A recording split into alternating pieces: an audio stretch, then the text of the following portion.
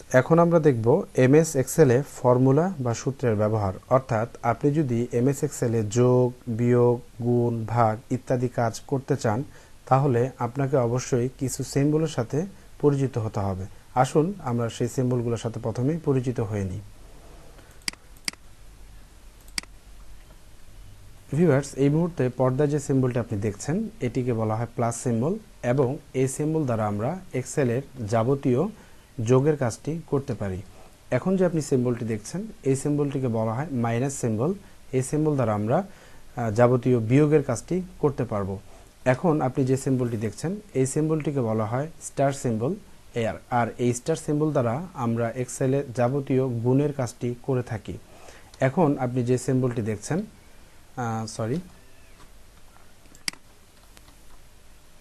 এখন আপনি যে সিম্বলটি দেখছেন, এই সিম্বলটিকে বলা হয় ডিভাইডেড সিম্বল, এবং এই সিম্বল দ্বারা আমরা এক্সেলে যাবতীয় ভাগের কাজটি করতে পারি। এখন আপনি যে সিম্বলটি পর্দায় দেখছেন, এই সিম্বলটি হলো এক্সেলের মোস্ট ইম্পর্টেন্ট একটি সিম্বল, অর্থাৎ ইকুয়াল টু। এই ইকুয়াল টু ছাড়া আপনি এক্সেলে কিন্তু কোনো প্রকার ক্যালকুলেশনের কাজ করতে পারবেন না। অর্থাৎ আপনি যদি যোগ করতে চান, আপনি যোগ করার আগে কিন্তু অবশ্যই আপনাকে এই ইকুয়াল টু সিম্বলটি ইউজ করতে হবে। আপনি যদি এই ইকুয়াল সিম্বলটি ইউজ না করেন, তাহলে কিন্তু আপনি আপনার যোগের কাজটি করতে পারবেন না। এছাড়াও আরও কিছু সিম্বল রয়েছে, আমি আপনাদের একটু দেখিয়ে দিই। এখন যে সিম্বলটি আপনি দেখছেন, এই সিম্বলটিকে বলা হয় এক্সপোনেনশিয়াল সিম্বল, আর এই সিম্বলটি দ্বারা আমরা মূলত পাওয়ারের কাজটি করে থাকি। এখন যে সিম্বলটি দেখছেন, এটিকে বলা হয় পার্সেন্টেজ সিম্বল। এই সিম্বলটি দ্বারা আমরা শতকরাটি নির্ণয় করব। এবং এখন যে সিম্বলটি দেখছেন, এই সিম্বলটিকে বলা হয় ডলার সাইন। আমরা যদি আমাদের সংখ্যার আগে ডলার সাইন অ্যাড করতে চাই, তাহলে আমরা এই সিম্বলটি ইউজ করে আমাদের সংখ্যার সামনে ডলার সাইনটি বা দিতে পারি। আসুন প্রথমে আমরা যোগের কাজটি দেখে নিই। তো যোগের কাজটি দেখানোর আগে আমি আপনাদের একটু বুঝিয়ে বলি। আমরা প্রথমেই ছোট সংখ্যার যোগটি শিখব। তাতে হবে কি, আমাদের যোগটি বুঝতে এবং পরবর্তীতে বড় যোগগুলোর কাজগুলো করতে অনেকটা সহজ হবে। তো চলুন আমরা দেখে নিই। তো ভিউয়ার্স, আমি এখানে কিছু লিখে রেখেছি। দেখুন, এখানে রেখেছি 40 এবং এখানে রেখেছি 50। আমরা প্রথমে এই দুটি সংখ্যার যোগ করব, তারপর আমরা আস্তে আস্তে বড় সংখ্যার যোগের দিকে যাব।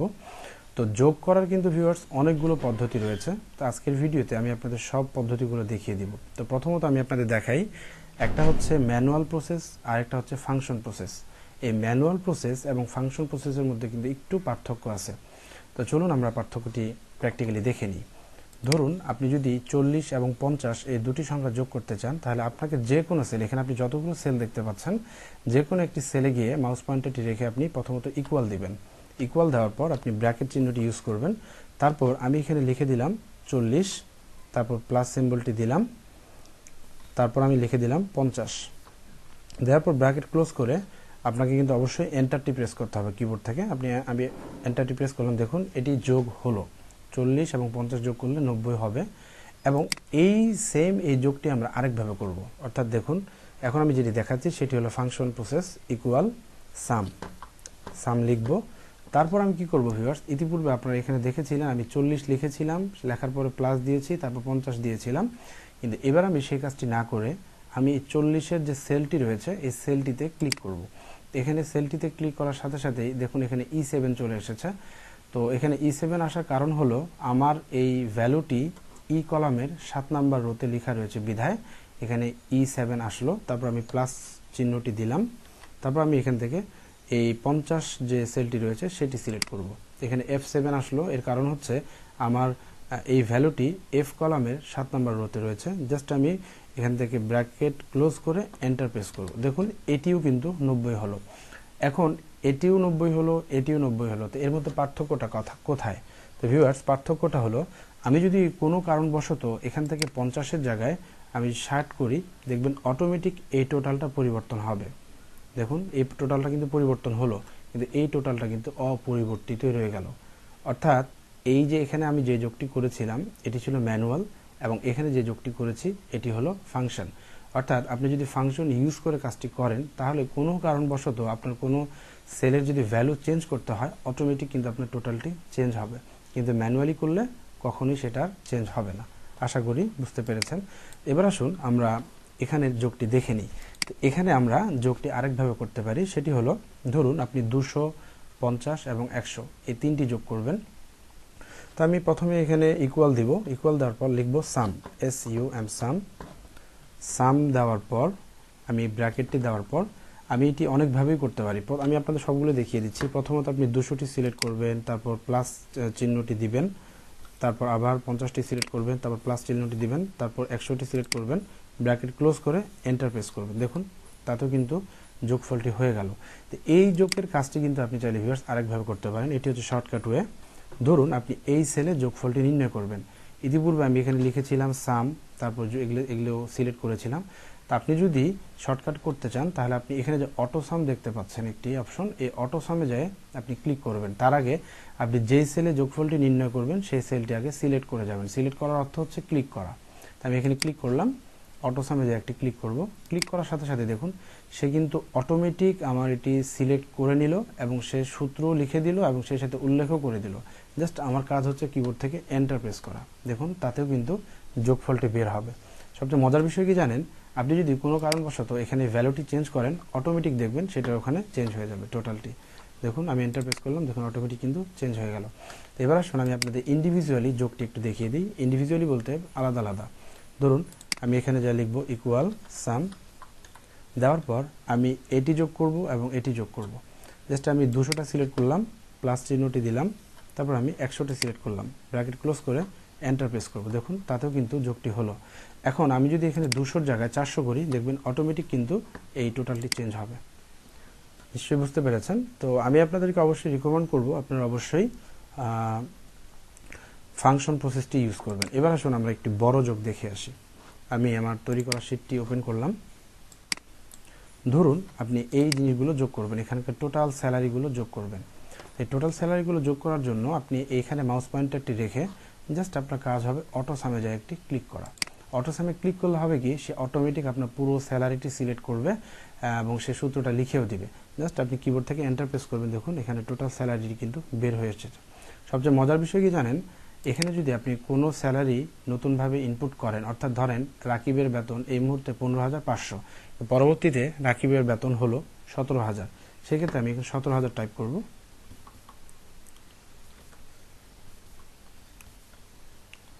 17,000 টাইপ করলাম। দেখুন অটোমেটিক কিন্তু এখানে টোটালটি চেঞ্জ হবে। তো অবশ্যই আপনারা ফাংশন পদ্ধতিটি ইউজ করবেন।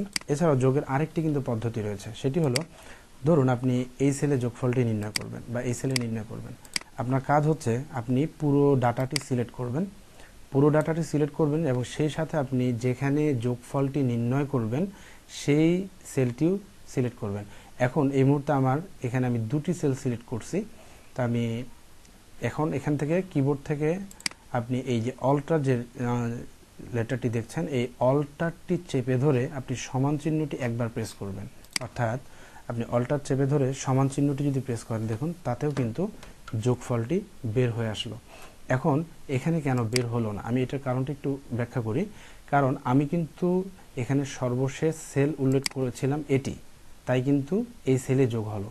আপনি যদি সর্বশেষ সেল এটি উল্লেখ করতেন তাহলে কিন্তু এই সেলে যোগটি হতো। অর্থাৎ দেখুন আমি এটি ডিলিট করে দিচ্ছি, সিলেক্ট করলাম, আমি এই সেলে আমি দেখাবো, সেজন্য আমি অল্টার চেপে ধরে সমান চিহ্নটি প্রেস করলে কিন্তু আপনার যোগফলটি বের হয়ে আসবে। এভাবে কিন্তু আপনি চাইলে যোগের কাজটি করতে পারেন। আসুন এবার আমরা বিয়োগের কাজটি দেখি। এখন আমি এখানে বিয়োগের কাজটি করব। আমি এখানে দুটি সংখ্যা লিখি, 49, তারপর আমি লিখলাম মনে করেন যে 30। এই দুটি সংখ্যা আমরা বিয়োগ করব। তো বিয়োগ করার জন্য আপনি যে কোনো সেলে মাউস পয়েন্টারটি রেখে বা ক্লিক করে ইকুয়াল দিবেন, তারপর আপনি ব্র্যাকেট দিয়ে নেবেন। ব্র্যাকেট দেওয়ার পর আমি এইটি সিলেক্ট করব, মাইনাস চিহ্নটি দিব, তারপর এটি সিলেক্ট করব। এই যে সিলেক্টটি করছে এর অর্থ কিন্তু ভিউয়ার্স আমি 49 থেকে 30 বিয়োগ করছি না, আমি এই সেল থেকে এই সেলটি বিয়োগ করছি। আর এই সেল থেকে এই সেলে বিয়োগ করার অর্থ হচ্ছে সে এখানে যেই সংখ্যাটি পাবে এই সংখ্যাটি থেকে এই সংখ্যাটি সে বিয়োগ করে আপনাকে বিয়োগফলটি দিয়ে দিবে। দেখুন সে কিন্তু বিয়োগফলটি দিয়ে দিল। এখন কোনো কারণবশত যেহেতু আমি সেল থেকে সেল বিয়োগ করেছি, আমি যদি এখানে টোটালটি চেঞ্জ করি, এখানে ভ্যালুটি চেঞ্জ করি, অটোমেটিক কিন্তু টোটালটি আমাদের চেঞ্জ হবে। সবচেয়ে মজার বিষয় কি জানেন, আমরা এখান থেকে যদি এটি বড় সংখ্যা নির্ণয় করি, দিয়ে দিই 90 দিলাম, দেখুন এখানে কিন্তু -20 চলে আসলো। এভাবে কিন্তু চাইলে আপনি বিয়োগের কাজটি করতে পারেন। এখন অনেকের প্রশ্ন হতে পারে আমরা কি একাধিক বিয়োগ করতে পারি না? হ্যাঁ ভিউয়ার্স, আমরা একসাথে একাধিক বিয়োগ করতে পারি। আমি এখানে কিছু সংখ্যা লিখি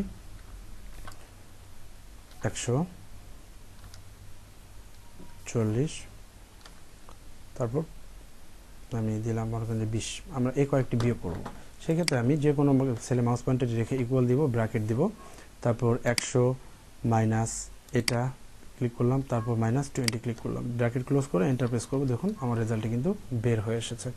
এভাবে কিন্তু চাইলে ভিউয়ার্স আপনি বিয়োগের কাজটিও করতে পারেন।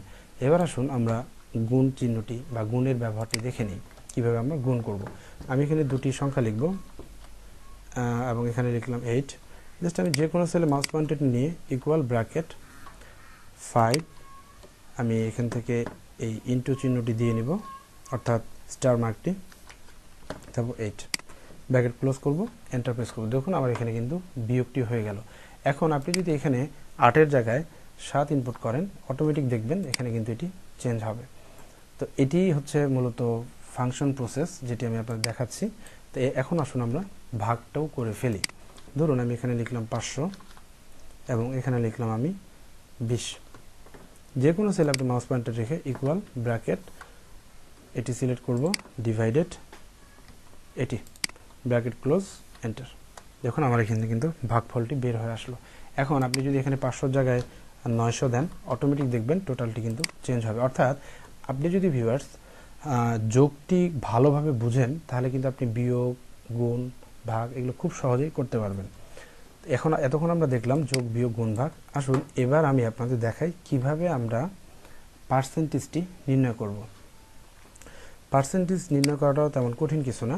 ধরুন আমি এখান থেকে 4500 টাকা দিলাম, লিখলাম, এবং এখানে আমি লিখলাম মনে করেন যে 9, অর্থাৎ 4500 টাকা 9% আমি বের করব। তো এই কাজটি করার জন্য আপনাকে অবশ্যই যে কোনো সেলে মাউস পয়েন্টারটি রেখে ইকুয়াল দিতে হবে। ইকুয়াল দেওয়ার পর আপনাকে অবশ্যই ব্র্যাকেট চিহ্নটি দিতে হবে। ব্র্যাকেট চিহ্নটি দেওয়ার পর আমি এখানে 4500টি ক্লিক করব। ক্লিক করলে এখানে F3 চলে এসেছে, অর্থাৎ F কলামে 3 নম্বর রোতে লেখা রয়েছে আমার, তাই এখানে F3 আসলো। দেন আমার এখানে যে কাজটি হবে সেটি হলো আমি এখান থেকে ইনটু চিহ্নটি দিয়ে দিব, তারপর কত পার্সেন্ট, 9%, এই জন্য আমি এটি সিলেক্ট করব। তো সিলেক্ট করার পর এখান থেকে আপনি পার্সেন্টেজ যে সিম্বলটি রয়েছে সেটি দিয়ে দিবেন, অর্থাৎ এই সিম্বলটির কথা আমি বলছিলাম, এই সিম্বলটি। আর এই সিম্বলটি আনার জন্য আপনি কিবোর্ড থেকে শিফট চেপে ধরে এটি 5 লেটারটি চাপলে কিন্তু এই সিম্বলটি আসবে। তো আমি চাপছি, ব্র্যাকেট ক্লোজ করব, এন্টার প্রেস করব। দেখুন আমাদের 4500 টাকা 9% হচ্ছে 405 টাকা। তো এই কাজটি কিন্তু চাইলে ভিউয়ার্স আপনি আরেকভাবেও করতে পারেন, অর্থাৎ এখানে আমি 9টি কেটে দিব, আপনি ডাইরেক্ট করতে পারেন। অর্থাৎ আপনি ইকুয়াল দেন, ব্র্যাকেট দিবেন, দেওয়ার পর আমি এটা সিলেক্ট করব। ধরুন এখন আমাদের বের করতে হবে 4500 টাকার 5%। সেই ক্ষেত্রে আমি এখান থেকে স্টার চিহ্নটি দিব এবং আমি এখানে লিখে দিব 5%, ব্র্যাকেট ক্লোজ করে এন্টার প্রেস করব। 4500 টাকার 5% হবে 225 টাকা। এভাবে কিন্তু চাইলে ভিউয়ার্স আপনারা পার্সেন্টেজ কাজটিও করতে পারেন।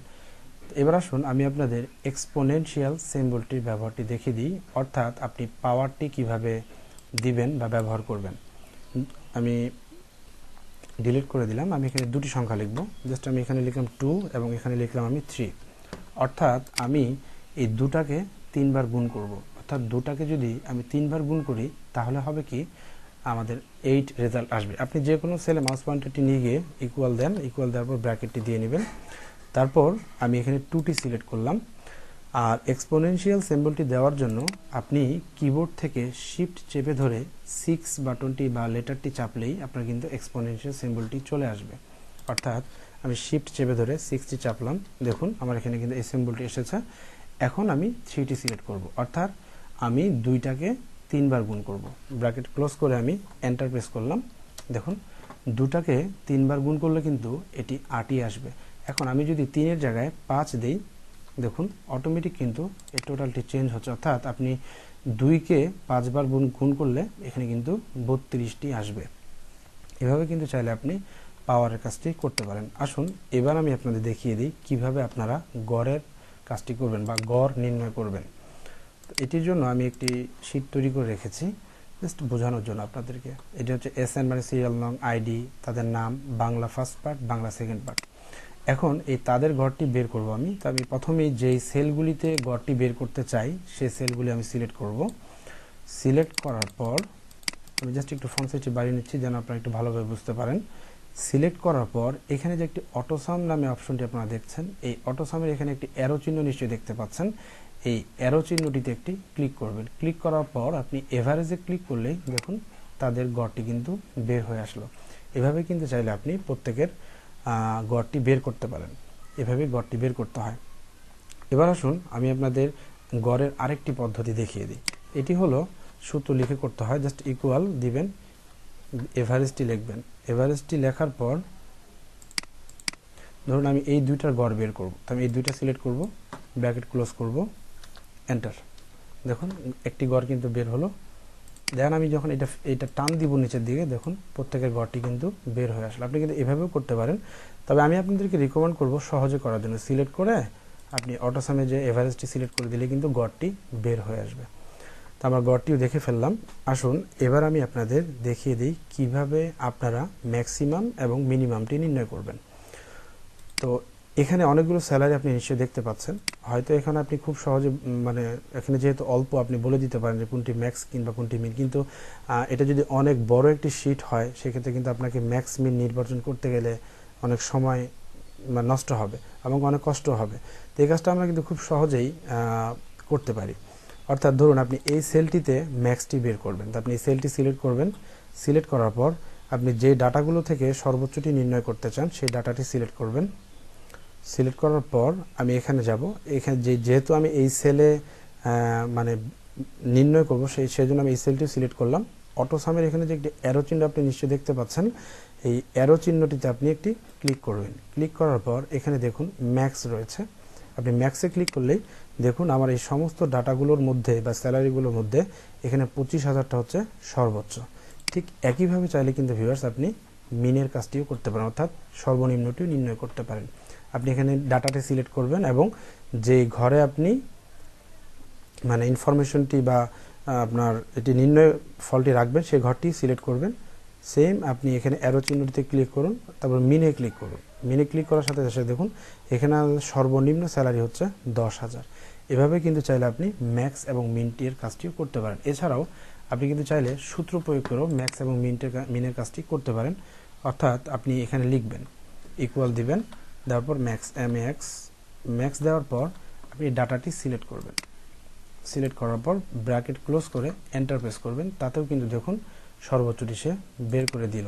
ঠিক একইভাবে আপনি ইকুয়াল দিয়ে মিন MIN দেওয়ার পর আপনি যদি পুরো ডাটাটি সিলেক্ট করেন, সিলেক্ট করার পর ব্র্যাকেট ক্লোজ করে এন্টার প্রেস করলে কিন্তু সর্বনিম্নটি বের হয়ে আসবে। আপনি চাইলে এভাবেও করতে পারেন, অথবা সিলেক্ট করে এখানে গিয়ে মানে এই সিলেক্ট করে পুরো ডাটাটি সিলেক্ট করে এখানে গিয়ে এই ম্যাক্স মিন নির্বাচনটি করতে পারেন। এবার আসুন আমি আপনাদের দেখিয়ে দিই কাউন্ট নাম্বারের কাজটি কি, অর্থাৎ কাউন্ট নাম্বারটি কেন ব্যবহার করব। ধরুন এখানে কতটি আইডি রয়েছে, এখানে আইডি রয়েছে 8টি। তো এরকম আপনার এখানে যদি যতটা আইডি রয়েছে বা আপনি যদি খুঁজতে যান যে কতটি সেলে আমার সংখ্যা আছে, তো এই জিনিসটা করার জন্য মূলত আমরা কাউন্ট নাম্বারটি ইউজ করব। এই কাজটি করার জন্য আপনি আগের মতোই পুরো ডাটাটি সিলেক্ট করুন এবং যেই সেলে আপনি ইনফরমেশন নেবেন সেই সেলটিও সিলেক্ট করবেন।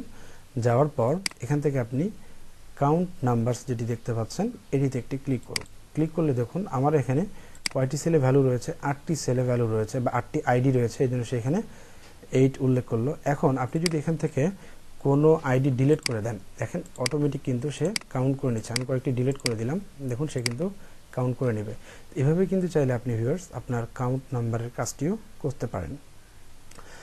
তো আশা করি আপনারা বুঝতে পেরেছেন। তো আপনারা অবশ্যই চেষ্টা করবেন আমি যে শর্টকাট মেথডগুলো দেখালাম সেই শর্টকাট মেথডগুলো অ্যাপ্লাই করতে, এবং সেই শর্টকাট মেথডগুলো অ্যাপ্লাই করলে কিন্তু আপনি খুব সহজেই আপনার কাজগুলি করতে পারেন।